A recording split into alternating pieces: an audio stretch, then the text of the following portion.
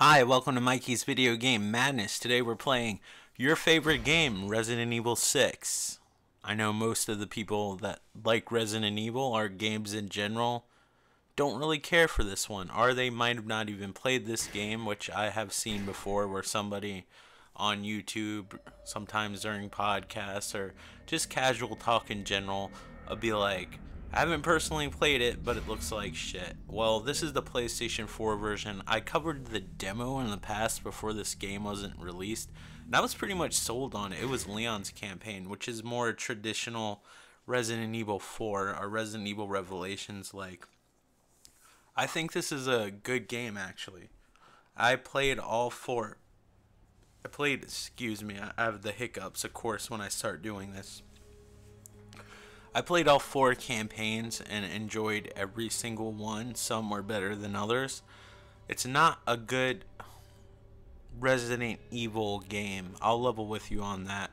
But what I mean by a good Resident Evil game, it doesn't feel like a traditional Resident Evil game, but feels like a traditional Resident Evil game to me. Pretty much stopped at Resident Evil Code Veronica on Dreamcast, eventually on PlayStation 2, and then other systems that they just tried to re-release the same game, kind of like what they're doing here for PlayStation 4. But I will admit, I wanted to play the best version of this game because I really liked this game, and I don't feel bad that I'm in the minority that I liked this game, but I liked the variety. I thought the graphics were excellent, even though this is on PlayStation 4 and is a quote-unquote remastered version. I think this actually, at least in my mind, maybe if I went back and played the original, this looks really great. By the way, this is my channel, and I will be ADD as a motherfucker and probably won't talk about the game sometimes. I'm just warning you now so I don't have to apologize later like I usually do. I think a lot of you are confused that I'm just covering the game, but I'm just rambling and talking like it's my own channel because that's kind of what it is. But anyway, this is the beginning. This is not a good representation of the actual gameplay of the whole game because that would take fucking forever, probably a whole playthrough, which I'm not really up to doing at this point in time. I promised me finishing Ghostbusters on the Wii. I've yet to do that, and I still have every intention to. And that's when Harold Ramis died, which was about 2 years ago. So me trying to get through this would be ludicrous. This is actually quite a long campaign compared to your average single player campaign on your average AAA title, which is fantastic. Now on this particular opening, because this is actually opening, you'll see me like, I said opening, like I don't even know what freaking accent that is, but it's out there in the open now. I can't hide it now. Obviously I could delete it, but I'm much too lazy for that. And when I said delete it, that sounded so country. What is with me today? I don't talk like that. My parents are from New York, and I was around them all the time, and most of the people around here in Virginia aren't actually from the South. They usually migrated here because of college and whatnot. I don't know. Like I said, off topic, you'll get used to it. Anyway, I'm going to continue. So, this is just the opening of the game. I just wanted to show you the differences in graphical fidelity, if there is any. I think there's subtle differences in lighting. Obviously, resolution, the Xbox 360 and the PlayStation 3 version ran at 720p. This is 1080p. This is probably looks close to the PC version. I feel like the lighting's a little better. This runs at 60 frames per second, which makes aiming feel a lot smoother. Now, part of the feeling for the aiming to possibly be smoother is the simple fact that I think the PlayStation 4 controller, I've not played this on the Xbox 360, but I feel like the PlayStation 4 controller is better. Like when you play shooters and stuff like that, it's easier to aim, and I think that's partly because the analog stick range doesn't go as far. It's more tightly centered, if that makes sense, but I always find it easier to aim, and 60 frames per second makes it a little bit easier. But like I said, I played through all four campaigns and I like it, and I like the way they went about co-op with this game, where even if it's one mission, Like somebody will be playing a completely different game. This is the coolest thing. I've never seen this in another game. Maybe in a massive multiplayer online game, but it wasn't like planned out or on purpose. Like you'll see like people fighting in the background that have nothing to do with your mission, but those are like real people in the background doing something completely unrelated to what you're doing, and that's one of the coolest things that I've ever seen in a game as far as online co-op goes. So there's co-op going on sometimes in the background that has nothing to do with you, but those are actually real people controlling it, and sometimes a bunch of characters will help you out at the same time. But fret not, this is an offline game if you want it to be. So if that's a point of contention with you with games, that will not be an issue because your AI partners actually control fairly well. This is a huge improvement, even though a lot of people like Resident Evil 5. I'm sorry if I'm putting it down anyway. I actually plan on getting the remastered version that comes out later this month. At least that's what the sheet said. I mean, they're always changing that shit, so who knows. But all these games are coming out for $20, which I think is an appropriate price for a bare bones remastered, because you know sometimes you get The Last of Us, Uncharted, Odin Sphere, just to name a few, where they really worked hard to remaster everything and add extra features in it and redo the textures and everything. Whereas there's other remasters like Devil May Cry, this game, Dishonored, where they kind of just added the DLC and upped the resolution and maybe raised the frame rate. Sometimes they don't even do that. Like for Dishonored, it's still 30 frames per second, which blows my mind because it has like a minimalistic like art style and it runs on the Unreal 3 engine. They could have easily made that 60 frames per second if they took the time, but I guess they just wanted to get the game out there because I think it wasn't as popular as maybe it should have been, because that was such a great game, and I think they wanted to rekindle interest in the franchise as Dishonored 2 is coming out, which looks flippin' amazing. I can't wait to play that, and it's so cool how they captured the art style.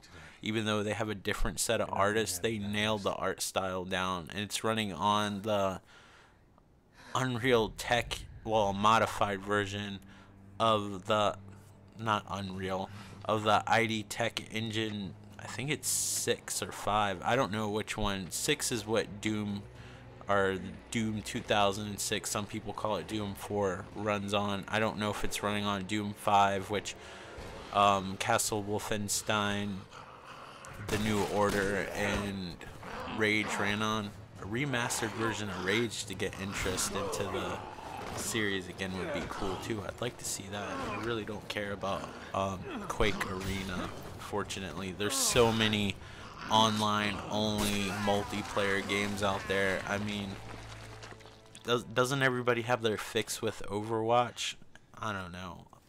And then Doom has a very simplified Quake-like multiplayer too, so I don't know why everybody's so excited by that. I was kind of disappointed by Bethesda's E3 announcements a little bit. I was hoping that they were going to announce Wolfenstein, The Evil Within 2, which I heard rumors about games like that. How do you feel? Yeah, and I would like to see Rage, especially since it ended on a cliffhanger. I mean, at least finish your story up, for crying out loud, before you release freaking Quake Arena, which I don't know. I think people really miss the single player Quakes, by the way. Hint hint, there's a million fucking multiplayer deathmatch like games already out there. I don't know how that's filling the void. I can understand Doom filling the void with a simplistic single player first person shooter game, but I feel like the multiplayer deathmatch and team deathmatch shooter that has been fulfilled. And then I'm guessing there's going to be some Unreal Tournament game. I think that's confirmed, and I believe I've seen screenshots of it. I just don't remember it because that particular game doesn't interest me. What the hell? But anyway, yeah, and then Skyrim Remastered. wasn't a fan of Skyrim. I like the Fallout games more. I actually liked the Elder Scrolls Oblivion more than Skyrim. I just thought the snowy area was a bit cold, but we should be talking about this game. So, as a traditional Resident Evil game, this doesn't really work out but as well, but as a duck and cover shooting game with variety, I think it's fantastic. It's not scary by any means. I think if you want the closest thing to Resident Evil 4, and by the way, my favorite Resident Evil games stemmed from Resident Evil 1, 2, 3, Code Veronica, and then I was kind of iffy on 4. I wasn't a huge fan on 5, but I want to give it a chance. Unfortunately, North America isn't the only people that are getting physical copies. In Europe, they're only getting downloadable copies as of right now, which I think is BS, but I only think it's fair because you guys got Infamous First Light, and I had to fucking import that shit. And I think that's an overall better game. Not that this is a bad game, I just really like Infamous First Light. But anyway, so fair is fair. You gotta import these games if you want. But, yeah, these come out $20 a piece for physical versions, and I would like to play the more refined version of 5 and test it out. I have the PS3 version of Gold, and one of the things this game fixes is that you don't have to share like ammo and stuff like that, and it's pretty plentiful, because if you didn't play with another person, it was pretty frustrating. Like your AI partner would waste all your supplies all the time and you'd have to share them. So what I eventually ended up doing was giving my partner like a sniper rifle with very limited ammo. And since a sniper rifle is so powerful, if they ended up hitting like the enemy just slightly, there's a good chance that they might kill him.